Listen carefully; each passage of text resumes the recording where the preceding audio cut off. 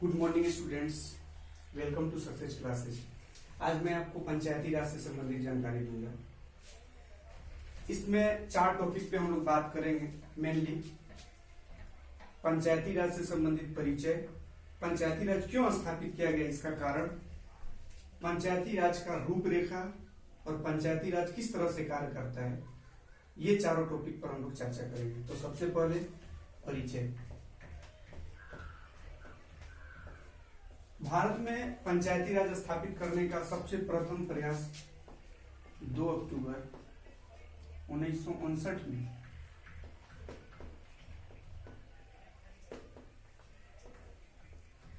राजस्थान के नागौर जिले में किया गया। पंडित जवाहरलाल नेहरू द्वारा 2 अक्टूबर 1959 में राजस्थान के नागौर जिले में। वैसे भी महात्मा गांधी का भी एक चाहत था कि पंचायती राज स्थापित किया जाए, या पंचायत में लोग बैठकर पंच से हर फैसला करें, या पंचायत तय करे कि गांव का विकास कैसे होगा। तो उन्हीं से प्रभावित होकर पंडित जवाहरलाल नेहरू 2 अक्टूबर 1959 में राजस्थान के नागौर जिले में पंचायती राज स्थापित किए सबसे पहले। लेकिन तब तक पूरे देश में पंचायती राज लागू नहीं था। लेकिन धीरे धीरे पूरे देश में यह महसूस होने लगा कि देश में पंचायत होना चाहिए, गांव के विकास के लिए पंचायत का होना जरूरी है, जिसको लेकर 1992 में संविधान के 73वां संविधान संशोधन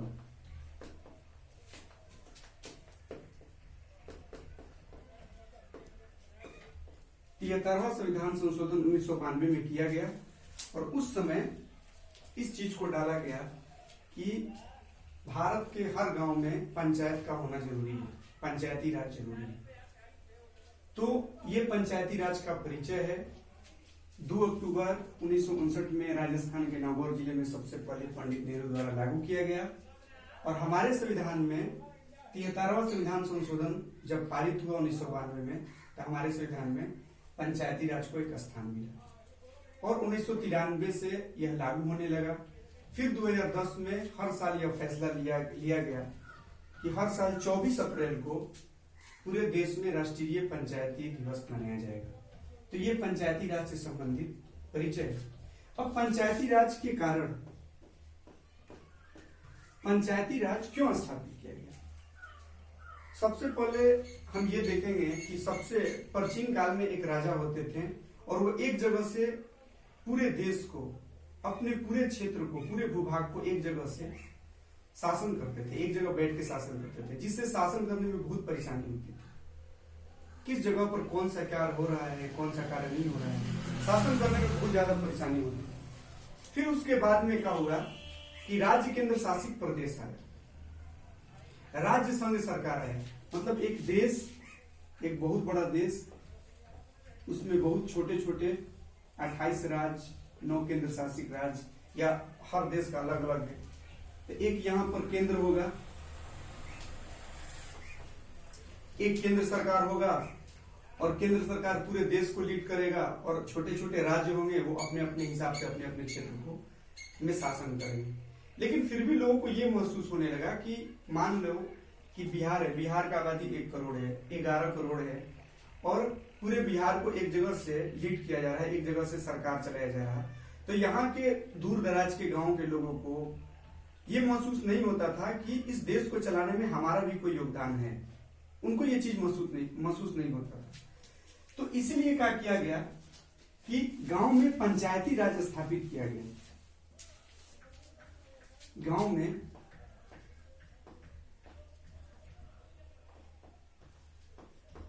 केंद्रीकरण और एक होता है विकेंद्रीकरण, मतलब एक जगह से शासन। अब गांव में क्या होता था कि शासन को स्थापित करना है और एक राज्य सरकार शासन कर रहा है, तो लोगों को महसूस होता था कि इस देश को शासन, ये देश में जो शासन हो रहा है या जो सरकार है, उसमें हमारा कोई योगदान नहीं है। यानी फिर भी लोगों को ये महसूस होता था कि सत्ता का केंद्रीकरण है, सत्ता किसी एक आदमी के हाथ में है या कुछ ही लोगों के हाथ में है। तो इसलिए इस केंद्रीकरण को विकेंद्रीकरण बनाने के लिए, केंद्रीकरण का मतलब हुआ कि पूरा शासन पूरा के पूरा ताकत एक आदमी के हाथ में। विकेंद्रीकरण का मतलब हुआ कि शासन का जो अलग अलग भाग है अलग अलग लोगों में बांट दिया जाए, वो सत्ता का विकेंद्रीकरण कहलाता है। तो सत्ता के विकेंद्रीकरण के लिए पंचायती राज का स्थापना किया गया। तो पंचायती राज स्थापित करने का सबसे बड़ा कारण था सत्ता का विकेंद्रीकरण, यानी गांव में मुखिया हो, गांव में वार्ड हो, गांव में सरपंच हो, गांव में पंचायत समिति हो, और लोगों को लगे कि इस देश को चलाने में हमारा भी कुछ न कुछ योगदान है, मैंने भी उस आदमी को चुना है। लोग अपना शिकायत जो है अपने लोगों तक, अपने गांव के मुखिया या अपने गांव के वार्ड तक पहुंचाए, क्योंकि लोग जो है अपना शिकायत किसी विधायक के पास तो नहीं पहुंचा सकते थे, तो लोग अपना शिकायत किसी मुखिया के पास पहुंचाएं या किसी ऐसे लोगों के पास पहुंचाए जो उनके गांव का हो या उनके गांव के पड़ोस के गांव का हो। इसीलिए पंचायती राज स्थापित किया गया, ताकि लोगों को यह समझ आए कि इस देश को चलाने में या इस देश को शासित करने में हमारा भी कुछ न कुछ योगदान है। स्वशासन स्थापित करने के लिए पंचायती राज स्थापित किया गया। तो पूरे देश का केंद्रीकरण ना हो, पूरे देश में विकेंद्रीकरण हो, सत्ता अलग अलग लोगों के हाथ में हो, या लोगों का भागीदारी हो, ऐसा लगे कि एक देश है, यहाँ पे एक सत्ता है, एक राज्य है जो देश को, राज्य है जो पूरे राज्य को आगे बढ़ा रहा है, लेकिन गांव के लोगों को भी लगे कि इस राज्य को आगे बढ़ाने में हमारा भी योगदान है।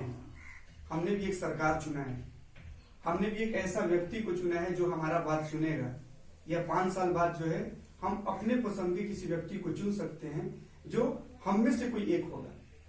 इसीलिए पंचायती राज स्थापित किया गया, ताकि गांव के लोगों को लगे कि हाँ, इस देश को स्थापित करने में या यहाँ की सरकार को स्थापित करने में हमारा भी योगदान है। कुल मिलाजुलाकर हम ये कहें तो केंद्रीकरण ना हो पाए, विकेंद्रीकरण हो, इसके लिए पंचायती राज स्थापित किया गया, ताकि लोगों को लगे कि स्वयं हम शासन कर रहे हैं, स्वयं हम जो चुने हुए हैं वो सरकार शासित कर रहे हैं, चाहे वो मुखिया हो, चाहे वो पंचायत समिति हो या सरपंच हो। तो पंचायती राज स्थापित करने का यही कारण है, सत्ता का विकेंद्रीकरण हो, सत्ता सब आदमी के हाथ में हो, अलग अलग आदमी की सत्ता किसी एक व्यक्ति के हाथ में ना हो, इसीलिए पंचायती राज स्थापित किया गया। ये तो रहा परिचय और पंचायती राज स्थापित करने का कारण। अब हम लोग देखेंगे इसके रूपरेखा।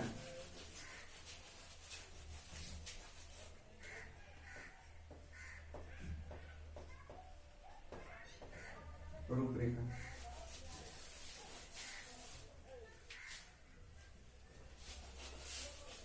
अब यहां पे क्या है, पंचायती राज जब स्थापित किया गया अशोक राज मेहता समिति के अनुसार, तो पंचायती राज 3 स्तर के बनाया गया।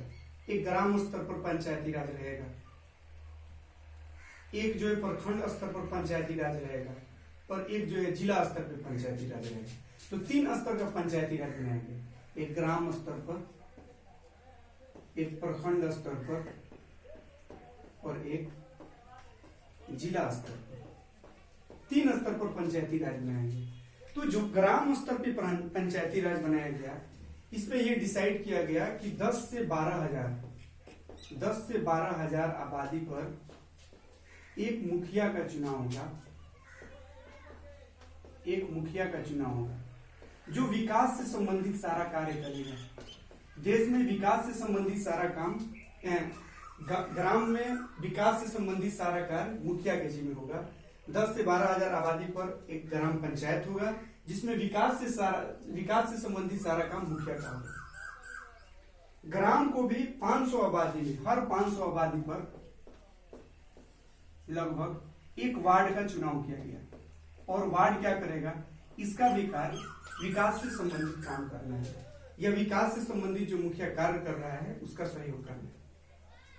हर 10 से 12 हजार आबादी पर एक ग्राम पंचायत होगा, उसमें एक मुखिया होगा, मुखिया का काम विकास करना। हर 500 आबादी पर एक वार्ड होगा, वार्ड का भी काम है विकास करना। विकास करने में बहुत सारा कार्य है, जैसे नाली गली बनवाना, पेड़ लगवाना, सार्वजनिक स्थान का देख रेख करना, महामारी में लोगों को जागरूक करना, या सरकार द्वारा जो योजना आ रहा है उससे रूबरू कराना, ये सारा कार्य जो है मुखिया का है। उसके बाद में एक सरपंच होंगे, एक सरपंच, हर पंचायत में हर 10 से 12 हजार आबादी पर एक सरपंच होंगे, जिसका काम होगा न्याय संबंधित कार्य करना। न्याय संबंधित सारा कार्य करना जो है सरपंच का होगा। इस सरपंच के सहयोग के लिए पंच होते हैं। हर 500 आबादी पर एक वार्ड में एक पंच का चुनाव होता है जो सरपंच का मदद करते हैं न्याय के लिए। तो जमीन से संबंधित विवाद या घर से संबंधित विवाद, इसके लिए सरपंच का चुनाव होता है और इसके लिए मुखिया का चुनाव होता है। प्रखंड का हिसाब है कि हर प्रखंड में एक प्रमुख चुने जाएंगे। इस प्रमुख का चुनाव अप्रत्यक्ष रूप से होता है। प्रत्यक्ष चुनाव और अप्रत्यक्ष चुनाव किसको कहा जाता है? जैसे हम डायरेक्ट किसी मुखिया को चुनाव वोट दिए, जनता डायरेक्ट मुखिया को वोट करेगा और वो मुखिया 1 वोट या 2 वोट से हार सकता है या जीत भी सकता है, तो वो डायरेक्ट चुनाव है, वो प्रत्यक्ष चुनाव है। लेकिन यदि हम किसी सदस्य को चुनते हैं, जैसे हम किसी वार्ड को चुनते हैं और वार्ड क्या करेगा, उप मुखिया का चुनाव करेगा, तो उसको अप्रत्यक्ष चुनाव कहा जाता है।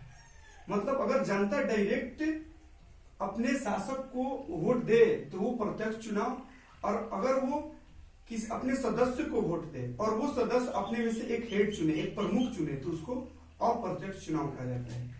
तो हर प्रखंड में एक प्रमुख होता है और प्रमुख क्या करेगा, हर प्रखंड में बहुत से पंचायत समिति होते हैं।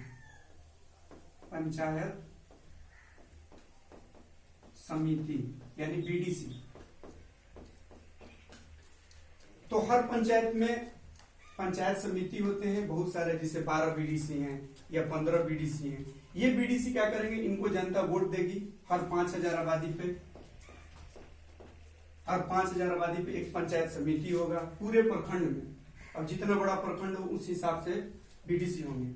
मान लीजिए किसी प्रखंड में 12 बीडीसी है, तो 12 बीडीसी हैं, हर 5000 आबादी पर एक बीडीसी का चुनाव होगा, जनता डायरेक्ट वोट देगी। और ये बीडीसी क्या करेंगे, अपने में से एक हेड चुनेंगे जो प्रमुख कहलाएगा और वही प्रमुख बनता है। यानी प्रमुख का चुनाव डायरेक्ट जनता से नहीं हो रहा है, जनता के प्रतिनिधि द्वारा हो रहा है। इसलिए कहा जाता है प्रमुख का चुनाव अप्रत्यक्ष रूप से होता है, प्रत्यक्ष रूप से नहीं। तो ये ध्यान देना है कि मुखिया का चुनाव 10 से 12,000 आबादी पे, प्रमुख का चुनाव 5,000 आबादी पे होता है। अब हम जिला में देखते हैं, जिला परिषद, जिला अध्यक्ष। यहां पे क्या है, जिला अध्यक्ष हर 50,000 आबादी पे, हर 50,000 आबादी पे एक जिला परिषद होता है। जिला परिषद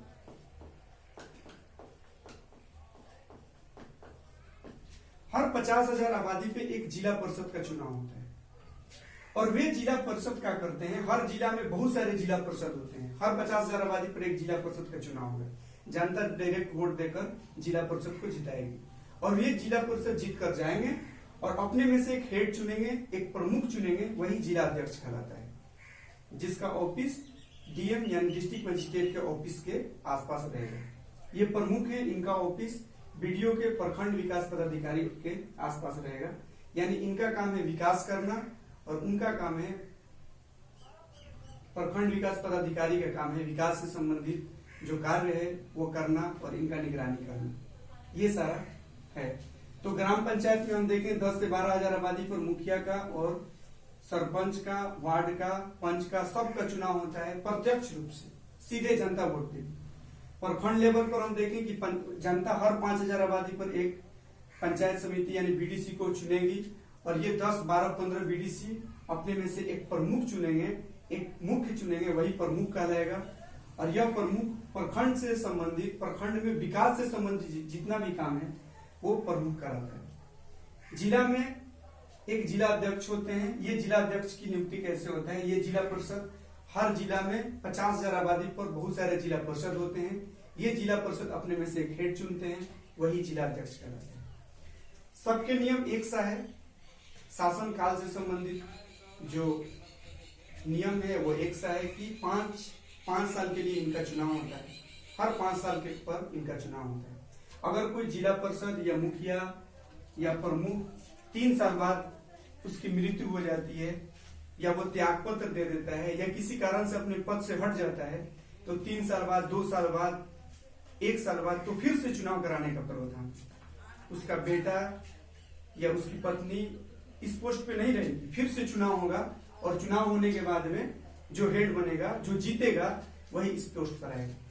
लेकिन अगर चुनाव जैसे साढ़े चार साल कोई मुखिया रह चुका है और लास्ट वाला 6 माह बचा हुआ है, लास्ट वाला 6 माह, और लास्ट वाला 6 माह में कोई किसी मुखिया की मृत्यु हो जाती है या किसी वार्ड की मृत्यु हो जाती है, लास्ट वाला 6 माह, तो उस कंडीशन में चुनाव कराने का प्रावधान नहीं है। उस कंडीशन में प्रखंड विकास पदाधिकारी जो हैं इस मुखिया का भार 3 महीना या 4 महीना के लिए किसी और मुखिया को दे सकते हैं। ये पंचायती राज से संबंधित जितना भी नियम है ये राज्य सरकार बनाता है। ये राज्य सरकार तय करता है कि कब चुनाव कराना है, कब चुनाव नहीं कराना है। इससे संबंधित जो भी रूल है वो सारा के सारा राज्य सरकार तय करता है, केंद्र सरकार तय नहीं करता है। इस चीज को आप जाने। तो 3 चीज पर हम लोग चर्चा किए। पंचायती राज के परिचय, पंचायती राज क्यों स्थापित किया जाता है, क्योंकि सत्ता का विकेंद्रीकरण हो सके, और पंचायती राज के ये रूपरेखा है। अब पंचायती राज के क्या कार्य है? तो पंचायती राज का मुख्य कार्य क्या होता है कि गांव का विकास करना। अब गांव के विकास के लिए मुखिया भी गांव के विकास के लिए होती हैं, पंचायत समिति भी गांव के विकास के लिए होते हैं, जिला परिषद भी गांव के विकास के लिए होती है। तो सबका कार्य गांव के विकास करना ही होता है, लेकिन इनका थोड़ा सा बड़ा क्षेत्र है, ये बड़ा बड़ा कार्य करा सकते हैं। इनका भी बड़ा क्षेत्र है और इनका थोड़ा सा छोटा क्षेत्र है। बाकी सबका कार्य यही होता है कि गांव का विकास कराना। अब गांव के विकास से संबंधित मुखिया का कार्य है नाली गली ढलैया कराना, या उसको साफ कराना, या उसका मरम्मत कराना, गांव में लाइट का व्यवस्था करना, सार्वजनिक स्थान का देखरेख करना, पर्यावरण से संबंधित ध्यान देना, शिक्षा का देखरेख करना, और जो भी सरकारी योजना है उससे संबंधित लोगों को बताना, ये सारा काम कार्य जो है, और बहुत सारे शमशान घाट का देखरेख कराना, कब्रिस्तान का देखरेख कराना, ये सारा कार्य जो है मुखिया का है। पंचायत समिति का भी वही लगभग काम है। गांव से संबंधित सड़क वगैरह बनाने का जिम्मेवारी पंचायत समिति या जिला परिषद को होता है। जिस गांव में पानी का प्रावधान नहीं है, पीने के पानी का, उस पर वहां पीने के पानी का प्रावधान करना, ये सारा कार्य जो होता है इन लोगों का होता है। तो विकास से संबंधित काम मेनली ये होता है। पंचायती राज इसीलिए स्थापित किया जाता है ताकि गांव में विकास हो सके, गांव में लोगों को रोजगार मिल सके, गांव में लोगों में जागरूकता हो सके।